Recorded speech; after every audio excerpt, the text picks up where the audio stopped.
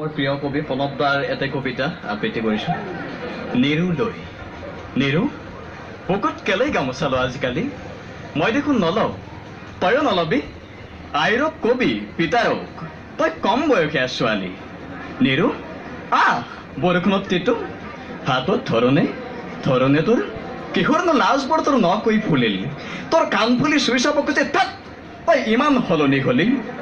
নিৰু হাতত দিন তই ক'ত আছিলি, জলকেৰে আমি ইমান ৰবাব খালো তই ভাগ নাপালি। লোকে কোৱা শুনিছো তই বোলে গোপনে কিবা ডাঙৰ হলি, উৰুলি জলকেৰে হতে তই গাঁও এৰি কলৈ যাব ওলাইছ। নিৰু উৰণি দাঙি এবাৰ চাচোন মই কাৰ হতে কৰদৈ খাম, কাৰ হতে গছ হৈ সৈতিয়া ধৰিম, কৈ যা নিৰু তোক আৰু আমনি নকৰো দেই। ধন্যবাদ জনাইছোঁ। ধুনীয়াকৈ কবিতা আবৃত্তি কৰিছা। যি নহওক নিৰুৰ নাম লৈছা, নিৰুগৰাকী কোন হয়? দিছপুৰ মহাবিদ্যালয়ৰ এগৰাকী কোনোবা নিৰু নে আন কোনোবা?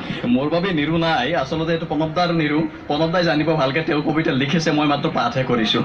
ধন্যবাদ জনাইছোঁ। যি নহওক আমাৰ এই অনুষ্ঠান অব্যাহত থাকিব। দিছপুৰ মহাবিদ্যালয়ৰ ছাত্ৰ ছাত্ৰী